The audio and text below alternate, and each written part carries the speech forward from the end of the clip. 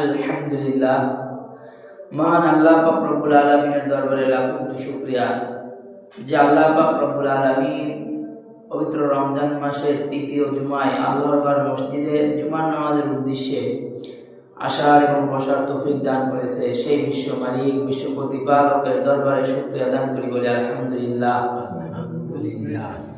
আমাদের রমজান এক এক করে চলে যাইতে যাইতে আজ আমরা 16 রমজানে এসে পড়ছি।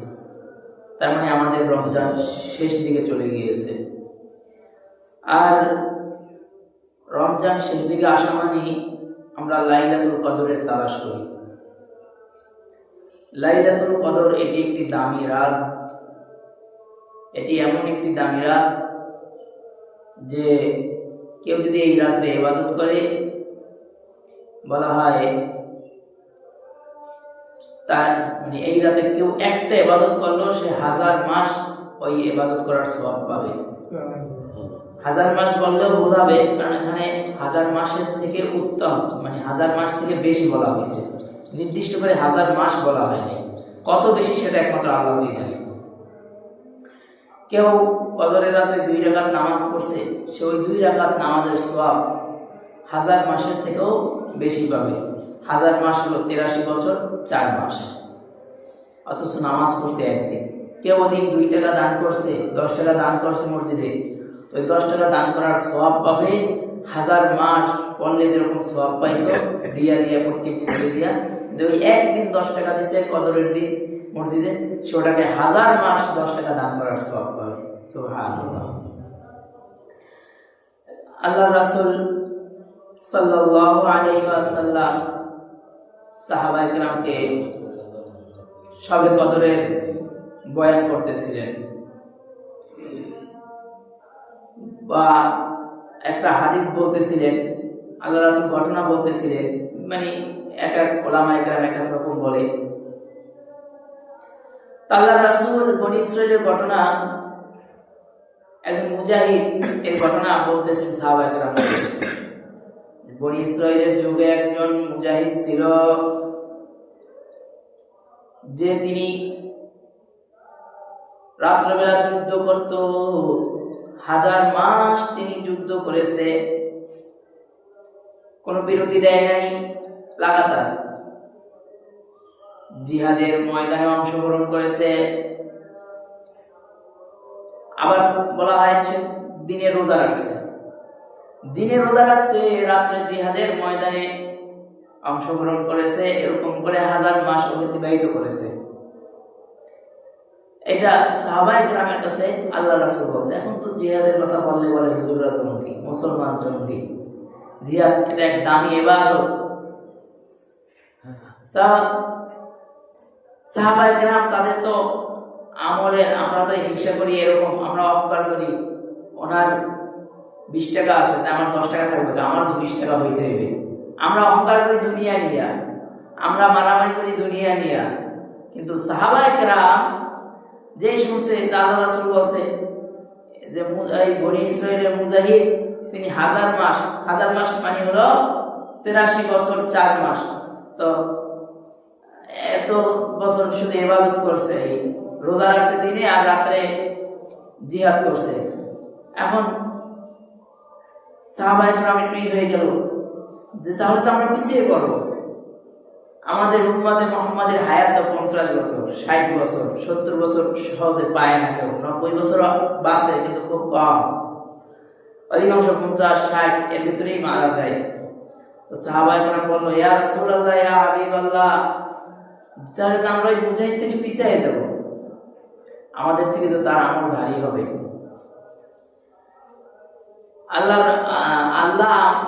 তার রাসূলের উপরে এত মহব্বত করে, উম্মতে মুহাম্মাদকে এত মহব্বত করে, ওই সাহাবায়ে কেরাম প্রশ্ন করার সাথে সাথেই আল্লাহ পাক জিবরাইল আলাইহিস সালামকে সূরা কদর দিয়ে পাঠিয়ে দিলেন, যাও যাই শুনাই আসো।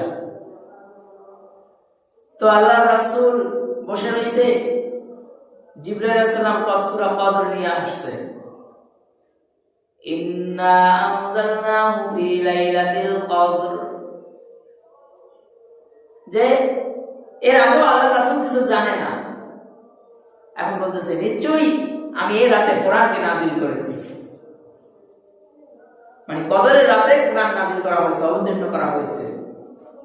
তো বলা এটা বলার মানে ভাষা রাখে না বোঝানোর জন্য যে রাত কত দামি। গায়ে জামা আছে, ঘরের টিভির উপরেও একটা পর্দা থাকে, সেটার উপরে অনেক সুন্দর নকশি ডিজাইন করা থাকে, কিন্তু আজ পর্যন্ত ওই টিভির কাপড় দিয়ে কেউ সালাম করে নাই পড়ে গেলে। গায়ের জামা নিচে পড়ে গেছে, উঠে একটা ঝাড়া মারছে, আলনায় রেখে দিছে, সালাম করে নাই, চুমু দেয় নাই। কিন্তু অল্প টাকা কম দামি কাপড় দিয়ে কোরআনের গিলাফ বানানো হয়েছে, না সেটার উপর কোনো ডিজাইন আছে না কোনো নকশি আছে, কিন্তু নিচে পড়ছে তো কি যেন মনে হয় হয়ে গেছে, উঠে আবার সালাম করতেছে, চুমু খাইতেছে। কেন এই দাম? কেন বলে এই কাপড়ের সাথে সম্পর্ক কোরআনের সাথে, এই জন্য এই কাপড়ের এই দাম। কাঠ, প্লাস্টিক, চেয়ার আছে প্লাস্টিকের, কাঠের চেয়ার আছে, টেবিল আছে, বই খাতাও রাখা হয়, কিন্তু কোন সময় টেবিলে পাও লাগলে সালাম করে নাই, চেয়ারে পাও লাগছে তো সালাম করে নাই, অথচ সোফায় পাও লাগছে কিন্তু সালাম করে নাই, অথচ কত হাজার হাজার টাকা দিয়ে একটা সোফা কিনছে, কিন্তু সামান্য একটা রেহা। আবার এরকমও দেখা যায় যে রেহাটা ভাঙে গেছে, সেটা একটা টুকরো পড়ে রয়েছে, এটা পায়ে লাগছে, এটারও গিয়ে সালাম করে। কেন এই কাঠের টুকরাকে সালাম করলো জানো? এই জন্য সালাম করেছে যে কাঠের টুকরাটা এক সময় কোরআনকে তিনি রাখছে, তার উপরে কোরআন রাখা হয়েছে, এই জন্য এই কাঠের দাম। কেন দাম বাড়লো? শুধু কোরআন রাখার কারণে। অথচ হাজার হাজার টাকার সোফার ওই দাম নাই। তো করছেন এখন বন্ধু যে হারে এটা উপরে বসছি তাই এটা আবার সালাম করে লই, করছেন? করেন নাই, করবেনও না। প্লাস্টিকের কত কিছু আছে, রাস্তায় হাঁটলে প্লাস্টিকের বোতলও বাজে, লাথি মারে, আর একটা ফুটবলের না একটা শট মারে, কিন্তু বলে নাই যে আরে এটা দিয়ে আসি খাই, এটাতে আমরা ঠান্ডা পানি খাই, এটা একটু সালাম করি, করছে? করে নাই। কিন্তু প্লাস্টিকের একটা রেহাল ভেঙে গেছে, টুকরো পড়ে রয়েছে, ওটা তো উঠে ভালো জায়গায় রাখে যাতে মানুষের পায়ে এটা না লাগে। বলে এই দাম কেন? বলে কোরআনের কারণে এই দাম। কেন কোরআনের কারণে দাম হয়েছে? এই কোরআনকে ধারণ করেছে, কোরআন এর উপরে রাখা হয়েছে, এই জন্য এর এত দাম।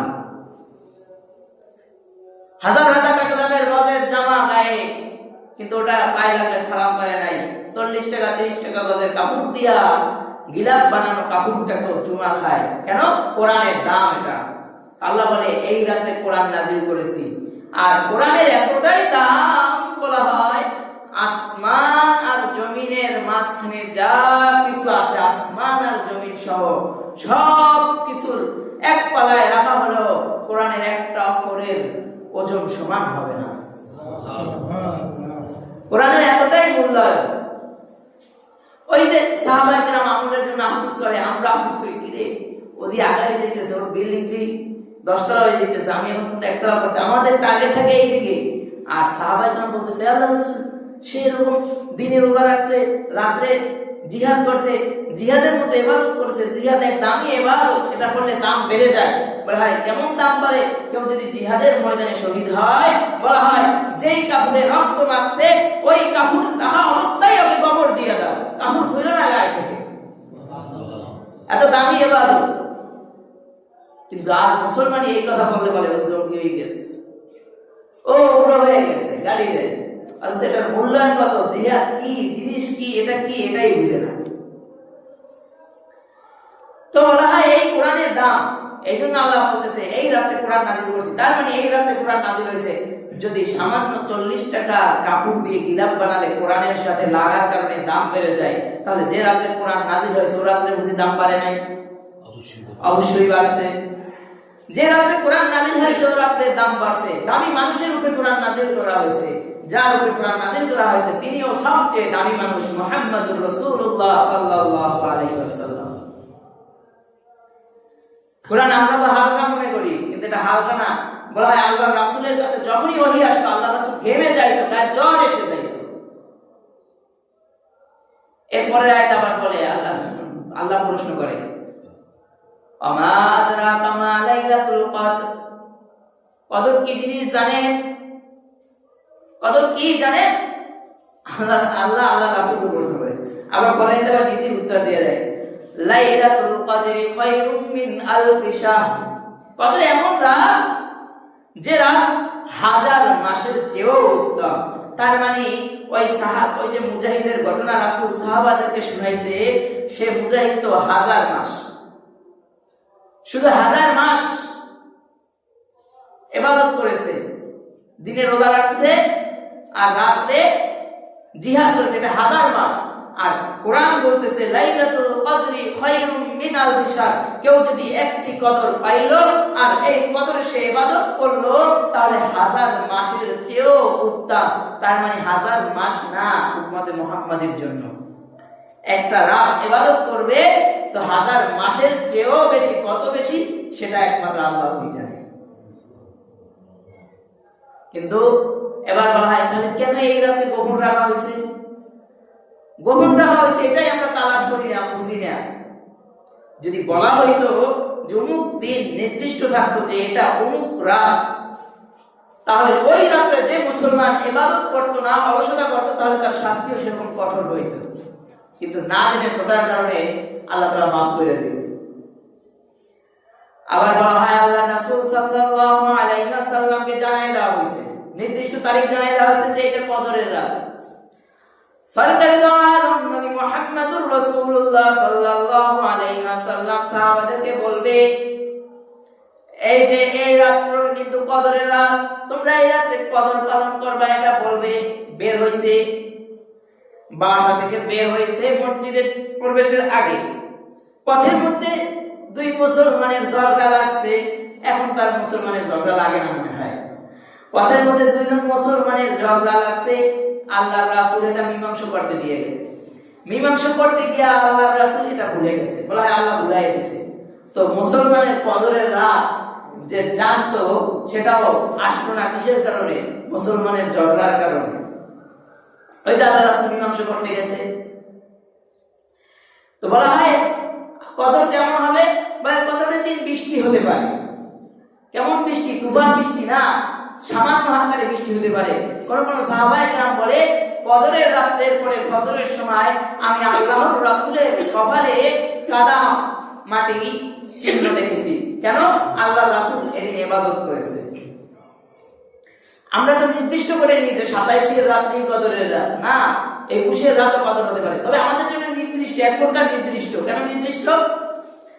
কারণ আমরা জানি যে শবে কদর রমজান মাসেই হয়, তার মানে আমাদের আর অন্য কোনো দিন তালাশ করার প্রয়োজন হয় না, রমজানে আমরা তালাশ করব। এরপরে যেমন আল্লাহ রাসূল সাল্লাল্লাহু আলাইহি সাল্লাম এই শবে কদর তালাশ করার জন্য রমজানের প্রথম 10 দিন ইতিকাফ করেছে। আল্লাহ রাসূলের কাছে ওহী আসলো যে যে আশা ইতিকাফ করেছে সে আশা কিন্তু হয় নাই, সে যেটা তালাশ করেছে সেটা কিন্তু এখনো যায় নাই, সামনে আছে। আল্লাহ রাসূল সাল্লাল্লাহু আলাইহি সাল্লাম আবার 10 দিন ইতিকাফ করলো। এবার আল্লাহ রাসূলের কাছে ফেরেশতা এসে বলতেছে যে আশায় যে জিনিস তালাশ করার জন্য ইতিকাফ করেছেন সেটা কিন্তু এখনো যায় নাই, সামনে আছে। তার মানে প্রথম 20 দিন ইতিকাফ করেছে, পায় নাই, কোথায় আছে? পরে শেষের 10 দিনে আছে। তার মানে আমরা এক প্রকার নির্দিষ্ট, আমাদের কাছে একটা স্থায়ী যে শেষের 10 দিনে একদিন ইতিকাফ শবে কদর হতে পারে। আবার এটাও নির্দিষ্ট যে বিজোড় রাত। তার মানে আমরা 5টা রাতে ইবাদত করতে পারবো না শবে কদর মনে করে যা, কত সহজ হয়ে গেল না? আর যদি বছরকে বছর আমাদের যদি এটাও আমাদের জানা না থাকতো যে কোন মাসে, রমজান মাসে না মুহররম মাসে না শেষ 10 দিনে না কোন মাসের কোন 10 দিন, তাহলে তো আমাদের প্রত্যেক দিনই তালাশ করা লাগবে নাকি? কিন্তু আমাদের জন্য সহজ করে দিয়েছে যে রমজানের শেষের 10 দিনের বিজোড় রাতগুলা। বলা হয় কোন কোন বুজুর্গ এরকম ছিল যে রমজানের 30 দিনই ইতিকাফ তালাশ করতো। কোন কোন বুজুর্গ এমন ছিল যে প্রত্যেকটা রাতে ইবাদত তালাশ করতো, কদর তালাশ করতো। এবং অনেক বুজুর্গ বলে তারা তো তালাশ করছে, তারা পাইছে। কেউ বলে 27 রমজান পেয়েছি, কেউ বলে 23 রমজান পেয়েছি। তাদের অভিজ্ঞতা দিয়ে, কদরের আলামত দিয়ে তারা এটা বুঝাইছে যে মনে হয়েছে এটাই কদরের রাত্র। কিন্তু মূল কথা হলো এই রাত্রটা আমাদেরকে খুঁজে বের করতে হবে। আর কিভাবে খুঁজে বের করবেন? শেষের 10 দিন বেশি বেশি ইবাদত করতে হবে। বলা হয় এদিন কেউ 2 রাকাত নামাজ পড়ছে, বেশি না 2 রাকাত নামাজ পড়বে।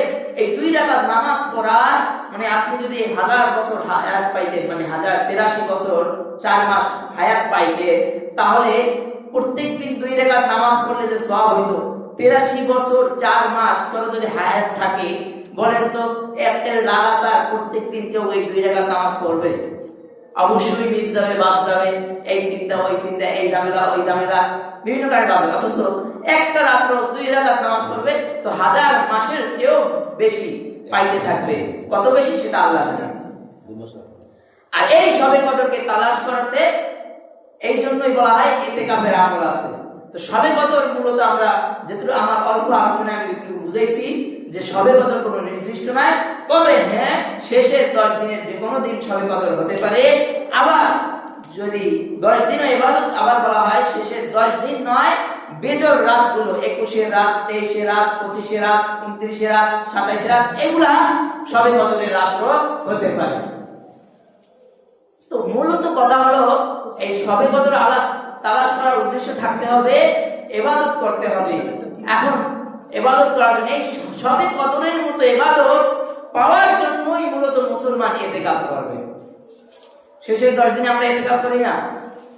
আর ইতিকাফ এটা এমন এক জিনিস, সবে কদরের আরেকটা হাদিস বলি, বলা হয় সবে কদরের রাতে ফেরেশতারা দুনিয়ায় আসে এবং ছড়ায় ছিটিয়ে যায় দুনিয়ায়, এবং ছড়ায় ছিটিয়ে যাওয়ার পরে যারা ইবাদত করতে থাকে বলা হয় ফেরেশতারা তাদের সাথে মুসাফা করে, সুবহানাল্লাহ, মুলাকাত করে ফেরেশতারা ঘুরে ঘুরে। এবং আপনি যে দোয়া করবেন আল্লাহ আমাকে এটা দেন, ফেরেশতারা বলে আমিন। অর্থাৎ এই জন্য কদরের রাতে ইবাদত করতে হবে। আর কদর তালাশ করার জন্য অবশ্যই ইতিকাফ করা মোটামুটি যাতে জরুরি। তারপরও বিভিন্ন কারণে আমরা ইতিকাফে বসি না অনেকেই। ইতিকাফ করলে এখনো যদি কেউ একমাত্র আল্লাহকে সন্তুষ্টির জন্য, দুনিয়ার কোনো উদ্দেশ্য না, একমাত্র আল্লাহ সন্তুষ্টির জন্য যদি কেউ ইতিকাফ করে, তাহলে সে 2টা কবুল হজের সওয়াব পাবে। সুবহানাল্লাহ।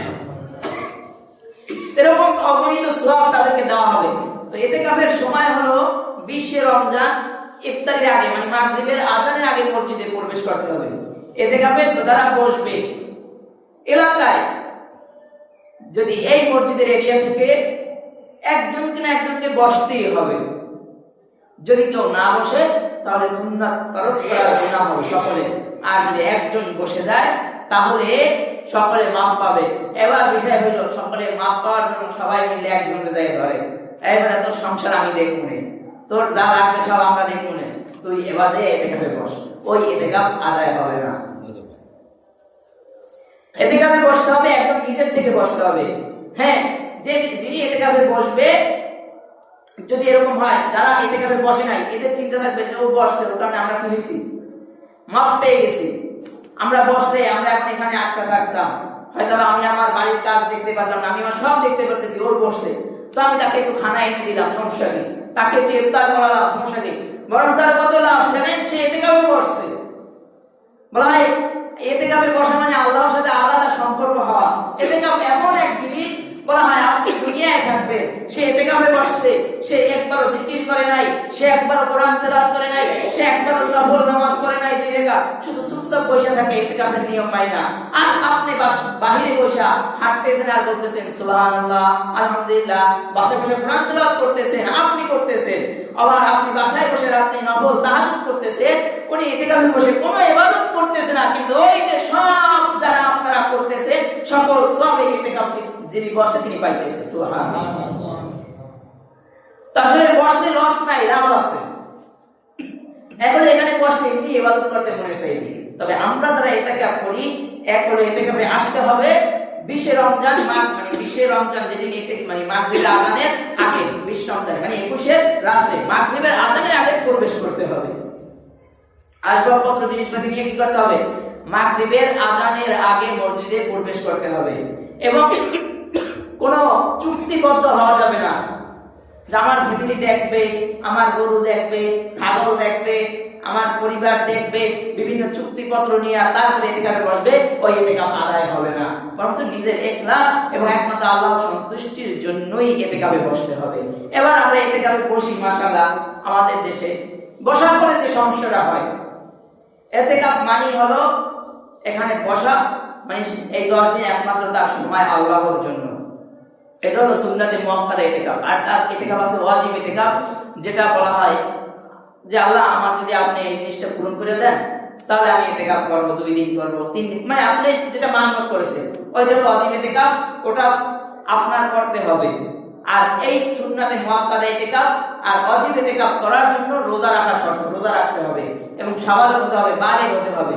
তো বিষয় হলো আমরা যেটা করি, হ্যাঁ আপনি প্রয়োজনে, যেমন মসজিদের ভিতরে তো আর প্রস্তাবখানা নাই, আপনি তো মানুষ, আপনার হালত আছে না, তখন আপনি ইস্তেনজায় যাবেন, সময় কতটুকু? হাজত সারা পর্যন্ত সময়। কিন্তু আমরা কি করি, ইস্তেনজায় যাই আর প্রতিমধ্যে উযু বানাতে অবস্থায় যদি কারোর সাথে দেখা হয়, কি ভাই কেমন আছেন, বাসার সবাই কেমন আছে, তা আমার ওই লাল দুধটা দেখেন, আমার এই সাগরটা দেখেন একটু, আমি তো বইছি, আমি যাইতে পারি না, মানে নানান পেশাল শুরু হয়ে যায়, ভাই ইতিকাফ নষ্ট হয়ে যায়। কষ্ট করে বসলে কিন্তু কোনো ফায়দা হইল না। ইতিকাফ বসা মানে দুনিয়া থেকে বিরত থাকা, মানে আপনার সম্পর্কই থাকবে একমাত্র আল্লাহর জন্য। ইস্তেনজায় গেছে, সাথে সাথে আবার চলে আসেন, কাজ শেষ, কোনো কথা বললেন না। বলা হয় মসজিদের ভিতরে বসেও কোনো কথা বললেন না, কারণ মসজিদ আল্লাহর ঘর, মসজিদে বসে কথা বলা ঠিক না। আর আপনি ইতিকাফে বসেন, আপনার জন্য তো এমনিই ঠিক না। এজন্য দুনিয়া থেকে সম্পূর্ণ ফ্রি হয়ে বিরতি নিয়ে তারপরে এই 10টা দিন সময় আল্লাহর জন্য ইতিকাফে বসতে হবে। আমি আবারও বলতেছি, 20 রমজান মানে 21 রাত্রে, যেটা যেদিন আমরা 21 তারাবি পড়ব দিন, মানে 20 রমজানের যে শেষ ইফতারি, ওই ইফতারির আগে, আজানের আগে মসজিদে প্রবেশ করতে হবে এবং শেষ হবে শাওয়াল মাসের চাঁদ দেখা পর্যন্ত।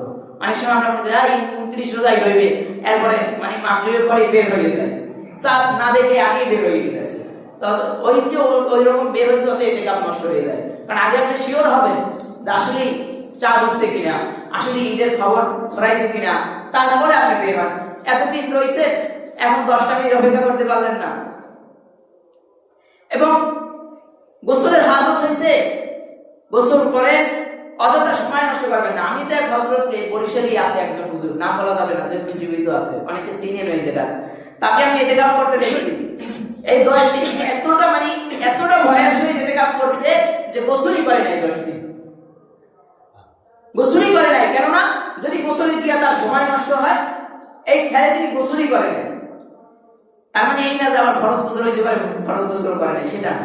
ফরজ গোসল হয়েছে তো লঙ্গিটা ধোয় নাই নিজে, ওই ভিজা লঙ্গি বাড়িতে পাঠিয়ে দিয়েছে। তাহলে এবার বুঝেন যে ইতিকাফের কি পরিমাণ গুরুত্ব দিয়েছে তারা। কিন্তু আমরা আবার, হ্যাঁ তারপর যারা ইতিকাফে বসবে, এর খাবার দাবারের একটা ব্যবস্থাটা কি, আপনার বাসা থেকে খানা আনবে, কিন্তু আনার মতো কোনো লোক নাই, আপনার আনার মতো কোনো লোক নাই, তখন আপনি আনতে যেতে পারবেন।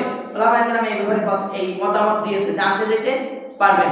তবে গিয়ে অনেকদিন পর, 2 দিন পর আপনারা দেখছি মানে কথা শুরু হয়ে গেছে, বলা হয় না এই সমস্ত কোনো কথা বলা যাবে না, স্ত্রীর সাথে কথা বলতেও নিষেধ করা হয়েছে, কারণ স্ত্রী তো মায়া তো লাগতেই পারে। এই জন্য খাবার আনতে যাবে, যদি না থাকে লোক, আর লোক নাই এটা বললে এখন ভুল হবে, এভেলেবেল লোক পাওয়া যায়, নিজের ঘরে নাই, পাশের বাসা থেকে একদম ঠিক আছে, ভাই আমি এখানে বসতেছি, আপনি আমার খানাটা দিয়ে যাইয়েন, একটু এই 10 দিন আমাকে একরাম করে, এগুলো আগে ঠিক করে রাখবেন।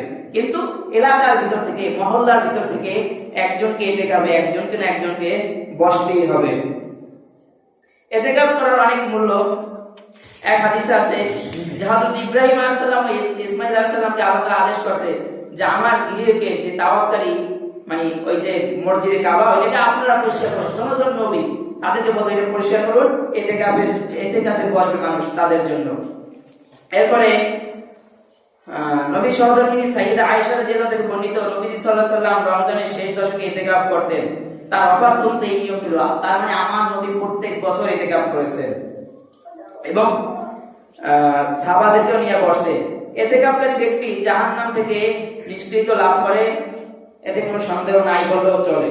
এরপরে হযরত ইবনে আব্বাস রাদিয়াল্লাহু তাআলা থেকে বর্ণিত, রাসূলুল্লাহ সাল্লাল্লাহু আলাইহি ওয়াসাল্লাম বলেন, যে ব্যক্তি তার মুসলিম ভাইয়ের প্রয়োজনে সাহায্যের জন্য চলে, এটি তার জন্য 10 বছরের ইতিকাফের চেয়ে উত্তম। আর যে ব্যক্তি আল্লাহর সন্তুষ্টির উদ্দেশ্যে একদিন ইতিকাফ করে, আল্লাহ তাআলা তার এবং জাহান্নামের মধ্যে তিনটি পরীক্ষা সৃষ্টি করে দিবেন, যার প্রতিটি পরীক্ষার দূরত্ব হবে পূর্ব ও পশ্চিম দিগন্তের ব্যবধানের চেয়েও বেশি। অর্থাৎ বলা হয় যদি কেউ ইতিকাফ একদিন করে তার জন্য 3 খন্দক বলা হয়েছে। তো বলা হয় এক খন্দক কতটুকু দূর, বলা হয় আসমান আর জমিনের ভিতরে যতটুকু দূরত্ব আছে এক খন্দকের দূরত্ব এতটুকু। তার মানে আপনার থেকে জাহান্নাম 3 খন্দক দূরে সরাই দেওয়া হবে।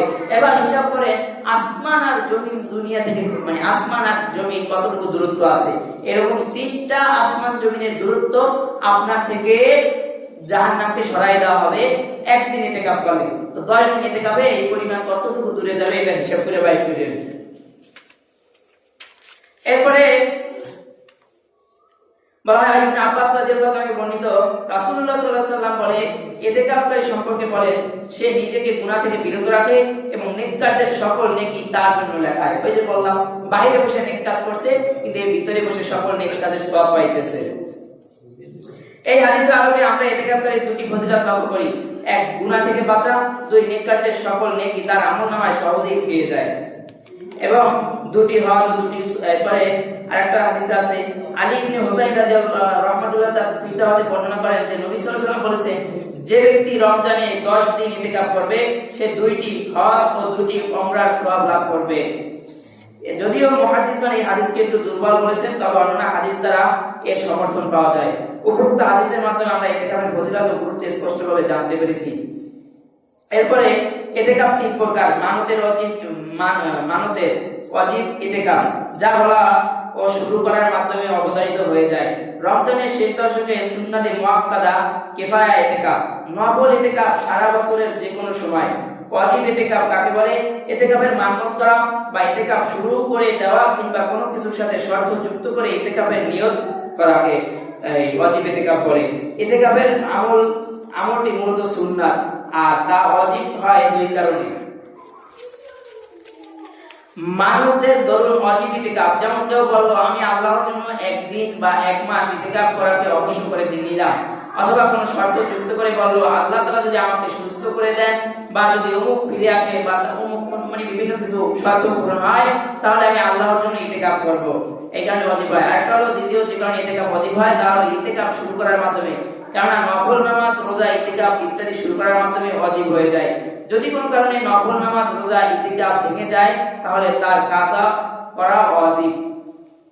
সাইয়্যিদুনা হযরত ওমর রাদিয়াল্লাহু তাআলা বর্ণিত, ওমর রাদিয়াল্লাহু তাআলা বলেন রাসূলুল্লাহ সাল্লাল্লাহু আলাইহি ওয়াসাল্লামকে জিজ্ঞাসা করেন যে আমি জাহিলি যুগে মসজিদুল হারামে এক রাতে ইতিকাফ করার মানত করেছিলাম, তিনি উত্তরে বললেন তোমার মানত পুরা করো। মানে ওমর রাদিয়াল্লাহু তাআলা যিনি যখন ইসলাম ধর্ম গ্রহণ করে নাই তখন মানত করছেন তিনি মসজিদুল হারামে ইতিকাফ করবে, তো আল্লাহ রাসূল তাও বলতেছে তুমি তোমার হাজত মানে ওই মানত পূরণ করো। আর সুন্নাতে মুআক্কাদা কিফায়া ইতিকাফ বলা হয় যা রমজানের শেষ দশকে মসজিদে করা হয়। এটাকে কিফায়া বলার কারণ হলো যদিও সুন্নাতে মুআক্কাদা কিন্তু সাহাবীগণের মধ্যে কেউ পরিত্যাগ করলে নবী সাল্লাল্লাহু আলাইহি ওয়াসাল্লাম তাকে নবী সাল্লাল্লাহু আলাইহি ওয়াসাল্লামের পক্ষ থেকে কোনো শাস্তি বা ধমকির কথা আসেনি, তাই এই আমলকে সুন্নাতে মুআক্কাদা কিফায়া বলা হয়। সুন্নাতে মুআক্কাদা হবে এইজন্য ইতিকাফ সুন্নাতে মুআক্কাদা, কেননা নবীজি সাল্লাল্লাহু আলাইহি ওয়াসাল্লাম রমজানের শেষ দশকে তার গুরুত্বের সাথে ধারাবাহিকভাবে আদায় করেছেন। আর তা কিফায়া হবে এইজন্য সাহাবীগণের মধ্যে কেউ পরিত্যাগ করলে নবী সাল্লাল্লাহু আলাইহি ওয়াসাল্লাম তার পক্ষ থেকে কোনো শাস্তি বা ধমকির কথা আসেনি। অর্থাৎ প্রত্যেক মহল্লায় কেউ যদি এই সুন্নাতে মুআক্কাদার উপর আমল করে নেয় তাহলে সবার পক্ষ থেকে আদায় করা হবে। মানে এটা আরো আমাদের উপর গুরুত্ব হইতো, কিন্তু হয় না এই কারণে আল্লাহ রাসূল সব সময় করছে, আল্লাহ রাসূল যেটা করছে ওটা আমাদের উপরে গুরুত্ব দিয়ে আসতো। কিন্তু দেখা যায় সাহাবায়ে কেরাম যখন ছেড়ে দিয়েছে আল্লাহ রাসূল তাদেরকে ধমকি দেয় নাই, আল্লাহ রাসূল বলে নাই যে এটা করো নাই কেন, প্রশ্নবিদ্ধ করে নাই। কারণ বিভিন্ন সময় আমল ছুটি গেলে আল্লাহ রাসূল প্রশ্ন করতো তুমি এই আমলটা করো নাই কেন, এটা করলো না কেন, এরকম প্রশ্ন করতো এবং কি শাস্তির আওতায় আনতো কোনো আমল ছুটি গেলে। তো এখানে আল্লাহ রাসূল এরকম করা হুঁশিয়ারি দেয় নাই, সেই জন্য আমাদের প্রত্যেকের জন্য করা জরুরি নয়, এই জন্য আমরা কিছুটা মাপ পেয়ে গেছি। তবে যদি ওরকম হইতো তাহলে আমাদের সকলকেই করতে হইতো। এরপরে ইতিকাফ একটি গুরুত্বপূর্ণ আমল, তাই আমলটি বিশুদ্ধ পন্থায় সম্পূর্ণ করতে বেশ কিছু শর্ত রয়েছে। যদি এই শর্তগুলো পাওয়া যায় তাহলে ইতিকাফ শুদ্ধ হবে, অন্যথায় শুদ্ধ হবে না। ইতিকাফ অন্যান্য শর্ত হলো মুসলমান হওয়া, কাফের বা ভিন্ন ধর্মাবলম্বী এই ইবাদতের উপযুক্ত নয়, আকিল মানে আকল বোধ সম্পন্ন হওয়া, সুতরাং পাগলের ইতিকাফ সহিহ হবে না। যে না অমুক ব্যক্তি একটু পাগল মানুষ, সে বসে তার কোনো কাজ নাই, তাহলে আমাদের থেকে আদায় হচ্ছে না, তার আদায় হবে না। নাবালেগ ইতিকাফ করতে পারবে, কিন্তু নাবালকের জন্য আকলবান হওয়া যথেষ্ট। মানে কোন নাবালক যদি করে চাইলে করতে পারবে, কিন্তু তার জন্য আমাদের যে মাপটা গেলাম সেটা না, সাথে আমাদেরও করতে হবে। অনেক সময় আসে না যে আব্বু বসে তো বাচ্চাও সাথে আসতে যে আমিও থাকবো ধরে, এরকম হয় না, সেইটা বোঝানো হয়েছে।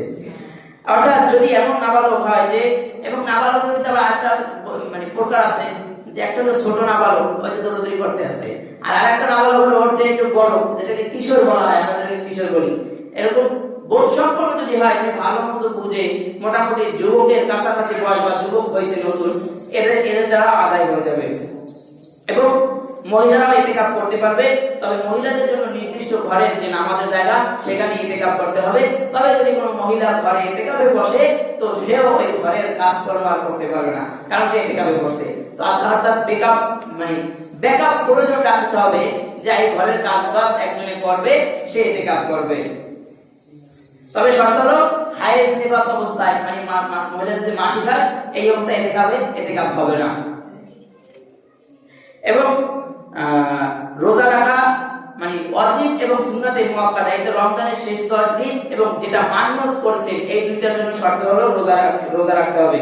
যদি রোজা না রাখে, কোনো কারণে ইতিকাফে বসে, কোনো কারণে রোজা রাখে নাই, খাইয়ে ফেলাইছে, বলা হয় ওই খাওয়ার ওই যে রোজা ভাঙছে তো ইতিকাফ ভেঙে গেছে। আর রোজা ভাঙার কারণে ইতিকাফ ভেঙে যায়। এরপর বলা হয় ইতিকাফকারী ব্যক্তি রাতে বা দিনে কোনো অবস্থায় অত্যাধিক প্রয়োজনে তথা পেশাব পায়খানা ইত্যাদি প্রয়োজন ছাড়া মসজিদ থেকে বের হতে পারবে না। ওই যে আমি শুধুই বলছি, শুধু একমাত্র ইস্তিনজার হাজতের কারণেই বের হতে পারবে, এছাড়া বের হতে পারবে না। এছাড়া যদি কেউ ভুলেও বের হয়, কিরে ভাই আপনি না ইতিকাফে বসছেন, আপনি বের হয়েছেন কেন? ভুলে বাইরে হয়েছে, ওই ভুলে বাইরে হয়েছেন, ইতিকাফ ভেঙে গেছে, কোনো কাজ হইবে না। এজন্য খুবই সতর্ক থাকা। এরপরে বলা হয় ইতিকাফ অবস্থায় ইতিকাফকারী মসজিদ থেকে রাতে এবং দিনে বের হবে না অপরিহার্য প্রয়োজন ছাড়া, যেমন প্রকৃতিটাকে সাড়া দেওয়া, মলমূত্রের ত্যাগের জন্য। কারণ ইতিকাফ হলো মসজিদে স্থির থাকা এবং অবস্থান করার না, তাই মসজিদ থেকে বের হওয়া এর পরিপন্থী। আর কোন জিনিস তার বিপরীতের সাথে একত্রে থাকতে পারে না, তাই একান্ত প্রয়োজন ছাড়া মসজিদ থেকে বের হলে ইতিকাফ বাতিল হয়ে যাবে। শারীরিক সম্পর্ক করলে, যেমন স্বামী স্ত্রী, এমনি রমজানে হলো যে শারীরিক সম্পর্ক দিনের বেলা করা হারাম। যে স্ত্রী ফজরের পরে, যোহরের পরে, আসরের পরে, মাগরিবের পরে, এশার পরে সব সময়ের জন্য হালাল ছিল, এই স্ত্রী রমজান মাসের জন্য কি দিনের বেলা হারাম ছিল। আবার বলা হয় ধরতে পারবে, চুমু খাইতে পারবে, কিন্তু সেটাও খুবই সাবধান থাকতে বলছে, কারণ আমরা সেই মুসলমান না যে দাঁড়িয়ে গেলে আবার বেঁচে আসতে পারবো। এরপরে তো যাই হোক, আর যিনি ইতিকাফ করবে তার জন্য স্ত্রী সহবাস 10 দিনে দিন রাত উভয় সময়ের জন্য নিষিদ্ধ। যে না দিনে সহবাস করা নিষিদ্ধ, আমি এখন রাত্রি স্ত্রীর কাছে যাই, তোর ওই সহবাস করলেও ইতিকাফ ভেঙে যাবে, কারণ বিনা পর্যন্ত বেরিয়ে হতে পারবেন না। আর রোজা ভেঙে গেলে এটা তো বলছি। এরপরে আরেকটা হাদিস আছে, আয়েশা রাদিয়াল্লাহু তাআলা বর্ণিত, তিনি বলেন ইতিকাফকারীর জন্য জরুরি নিয়ম হলো যে কোনো রোগী দেখতে যাবে না, জানাজায় অংশগ্রহণ করবে না, স্ত্রীকে স্পর্শ করবে না, তার সাথে সহবাস করবে না, এবং অধিক প্রয়োজন ছাড়া বাইরে যাবে না। এটা বারবার বলতেছি, অধিক প্রয়োজন ছাড়া বাইরে যাইবে না, এটা সাধারণ করে রাখে। এবং যারা ইতিকাফে বসে গোসল করতে নিষেধ নাই, তবে গোসলটা অল্প সময়ের মধ্যে চলে আসে। সাবান মাটি মানে এতে ইতিকাফে বসে এটা মনেই হয় না, মানে বাসায় আছে এরকম মনে লাগতেছে না। অত কারণ আপনি এখানে বসে রয়েছেন, এখানে তারা ঘামাইতেছে না, মানুষ গোসল করে কি জন্য? গায়ে থেকে দুর্গন্ধ দূর হবে এই জন্য গোসল করে। এতে কাছে বাড়ি থাকে, বিভিন্ন কাজ করে, শরীরে ঘাম দেয়, দুর্গন্ধ ছড়ায়, তখন গোসল করে। এখানে আপনার যদি গরম লাগে একটু, এই জন্য মানে একটু পরিষ্কার জন্য হালকা গোসল করেন, বাস চলে আসেন সাথে সাথে। তারপর সাবান শ্যাম্পু একদম মানে নানা শ্রেণী কারবার, এগুলো করা যাবে না। রোজা না রেখে ইতিকাফ করবে না এবং জামে মসজিদে ইতিকাফ করবে। তারপর যদি কেউ একান্ত বলা হয়েছে, কেউ যদি পাঞ্চেখানা মসজিদে ইতিকাফ করে, তাহলে সে শুধু জুমার নামাজের জন্য বের হয়ে জুমার মসজিদে জুমার পরে চলে আসবে, তবে জুমার মসজিদে ইতিকাফ করতে বলা হয়েছে। এরপরে যে সকল আমলের মাধ্যমে ইতিকাফ প্রাণবন্ত করে রাখবেন, শুধু এক শিরোনামে যা কিছু লিখতে, কোলাহল মুক্ত হয়ে একাগ্রতা করা, হৃদয়ের গভীর সারাক্ষণ আল্লাহর ইবাদতের মানসিকতা তৈরির জন্য নিরিবিলি পরিবেশে নিজেকে আগলে রাখার বিকল্প নেই। ওহী প্রাপ্ত, তারপর বলা হয় ওহী প্রাপ্তের পূর্বে নবীদের কাছে নির্জনতাকে পছন্দনীয় করে দেওয়া হয়। যেমন আল্লাহ রাসূল ওহী পাওয়ার আগে থেকেই কিন্তু এই যে যেখানে কোরআন নাযিল হয়েছিল পিতানোর পাহাড় হীরা গুহা, ওখানে গিয়ে বসে থাকতো একা একা, বলা হয় নির্জনতা। এতেকাফ মানে আপনি নির্জনতা অবলম্বন করবেন। এরপরে যত সম্ভব এতেকাফকারী মানুষের সঙ্গে যথাসম্ভব এড়িয়ে চলবেন। ওই যে শুরুতে বললাম না, ভাই বের হয়েছে ইস্তেঞ্জা করতে, একজনের সাথে দেখা হয়েছে, তাই ভাই কেমন আছে, এইগুলো এড়াই চলবে। এতেকাফে বসছেন, সে কি বলো না বলো ওটা পরে, আগে আপনি এতেকাফের জন্য আপনার মসজিদে চলে আসবেন। এরপর প্রতিদিন তাকে বলবেন যে ভাই আমি কথা বলতে পারলাম না, কারণ দেখা যায় রাগ করতে পারে যে ভাই আমি এতেকাফে বসছি, এই জন্য আমি বাইরে বসে কথা বলতে পারি, আমার পক্ষে কথা বলা সম্ভব না, বাস চলে আসে। কিন্তু ওই এই আমরা জিজ্ঞেস করছি আমি উত্তর না দিলে কেমন দেখায়, এই যে আপনি বিন্দু মাত্র কেমন দেখায় বলতে গিয়ে সমাজ রক্ষা করতে গিয়ে কথা বলছেন, আপনার এতেকাফ নষ্ট হয়ে গেছে। এত সমাজ রক্ষা শব্দটাই কাটে না। এরপর বলা হয় অন্য জায়গায় যে ইমাম আহমদ রাহমাতুল্লাহ আলাইহি এমন কথা বলেছেন, ইতিকাফকারী উচিত লোক সঙ্গ পরিহার করে চলা, এমনকি অন্যকে ইলম শিক্ষাদান ও কোরআন শিক্ষাদান থেকে বিরত থাকা। যে ইলমেদিন শিক্ষা দেওয়াকে গুরুত্ব বলা হয়, এই সময় ইলমেদিন শিক্ষা থেকেও বিরত থাকতে বলছে। কারণ দেখা যায় ওখানে বিভিন্ন রকম কথা হইতে পারে, ইলমেদিন বুঝাইতে গেলে, কারণ ইলমেদিন এত সোজা না খালি বললেই হয়ে যায় না, ওখানে আরো বিভিন্ন 5টা রকমের কথা বইলে তারপরে যে আমি আপনাদেরকে বলতেছি বিভিন্ন রকম কথা বইলে তারপরে বোঝানোর প্রয়োজন হইতেছে না, এটা বুঝাইছে যে সেখানে যদি শিক্ষাদান কোরআনও হয় এবং ইলমেদিনও শিক্ষা হয়, সেটা থেকেও বিরত থাকতে কাম্য। ইতিকাফকারীর জন্য উত্তম হলো পরিপূর্ণভাবে নির্জন বাস করার চেষ্টা করা এবং একান্ত একাকী আল্লাহর সান্নিধ্যে দোয়া মুনাজাত তাসবিহ তাহাজ্জুদে মশগুল থাকা। বান্দার কলব বা রূহকে পুত পবিত্র রাখার প্রধানতম মাধ্যম হলো কিতাবুল্লাহ। আল্লাহ তাআলা কোরআনকে মানুষের জন্য পথপ্রদর্শক নূর বানিয়েছেন। এইভাবেই আমরা, এইজন্য আমাদেরকে ইতিকাফ বসা অবস্থায় বেশি বেশি কোরআন তেলাওয়াত করা। রমজানে আমরা কোরআন তেলাওয়াত করি অনেকে, এরপরে রমজান শেষে আর করি না, এটা না।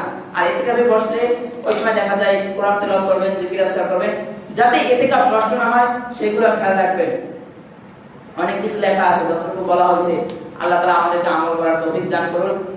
এবং যারা ইতিকাফে বসবে, ইতিকাফের সময়টা আবার বলে দিতেছি, 20 রমজানে ইফতারির আগে আর কি আযান দেওয়ার মাগরিবের আযানের আগে মসজিদে প্রবেশ করতে হবে এবং যেদিন ঈদের চাঁদ দেখা যাবে, শাওয়াল মাসের চাঁদ দেখা যাবে, এরপরে বের হবে। আর এর মধ্যে কাজ হলো মসজিদে একাকী ইবাদতেই সবসময় মশগুল থাকা। ইবাদত না করেন, ভালো না লাগে, চুপ করে বসে থাকেন, অথবা কথাবার্তা থেকে সর্ব সময় বিরত থাকতে হবে। এবং একান্ত যদি আপনার খানা পিনা আনার লোক না থাকে, সেটা যাবেন খানা নিয়ে আসবেন। অর্থাৎ ইতিকাফে বসার আগে আপনি আপনার স্ত্রীকে বলে দিয়ে আসবেন যে যেহেতু কোনো লোক পাই নাই, আপনি এই টাইমে খানা গুছিয়ে রাখবেন, অথবা আপনি একটু মসজিদের সামনে গিয়ে দিয়ে আসেন। আর যদি আপনি চাইতে না পারেন, আপনি এই টাইমে গুছিয়ে রাখবেন, আমি এসে বাটিটা নিয়ে চলে যাব। কারণ ওই সময় কোনো কথা বলার সুযোগ নেই যে এই বাটি দেন, তাই বাটি ধুইছেন, ধন নাই তাই ধুইয়ে দেন, আমি কইছি, এতে ইতিকাফ নষ্ট হয়ে যায়। এই জন্য সে গুছিয়ে রাখবে, বাস আপনি যাই শুধু নিয়ে আসবেন, এতটুকু অনুমতি দেওয়া হয়েছে। তখন না যাওয়াটা উত্তম, না যাওয়াটাই উত্তম। এরপরে ইস্তিনজায় যাবেন, ইস্তিনজার হাজত শেষ, উজু করা শেষ, সাথে সাথে চলে আসবেন। এর মাঝখানে যেন একটা সেকেন্ড সময় নষ্ট না হয়।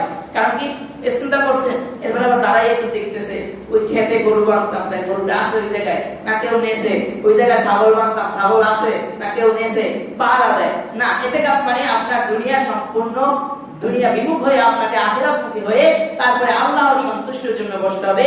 আর একটা বিষয় আবারও বলতেছি, কোন চুক্তিপত্রের মাধ্যমে যে যদি ইতিকাফ কেউ করে যে ভাই আমরা বসতে পারবো না, মসজিদের সবাই মিলে আপনারে এই ডিমান্ড দিব, আর আপনি এই 10 দিন ইতিকাফে বসেন, তাহলে ওই ইতিকাফ আদায় হবে না।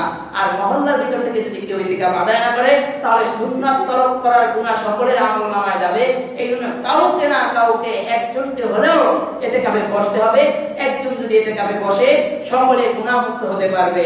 তবে চুক্তিপত্র করা যাবে না যে আমরা, কারণ এটা বাঁচার জন্য সবাই করবে যে ঠিক আছে আমরা 10 জন মিলে আপনারা দেখবো, আপনার ফ্যামিলিতে কি খরচ হয় আমরা দেখবো, এটা করতেই পারে। কিন্তু এইটা করলেই ইতিকাফ আদায় হবে না। অর্থাৎ দেখবেন, চেষ্টা করবেন, ইতিকাফে বসলে অনেক ফজিলত আছে। আল্লাহ তাআলা যারা ইতিকাফে বসবে তারা যেন পরিপূর্ণ সহিহ শুদ্ধভাবে ইতিকাফ আদায় করতে পারে, সেই তৌফিক দান করুন, আমিন। আর আল্লাহ তাআলা এই যে কথাগুলো বলা হয়েছে পরিপূর্ণভাবে যেন আমরা সকলে আমল করতে পারি, আল্লাহ তাআলা আমাদেরকে সেই তৌফিক দান করুন, আমিন। আমিন। দাওয়ানা আলহামদুলিল্লাহি রাব্বিল আলামিন।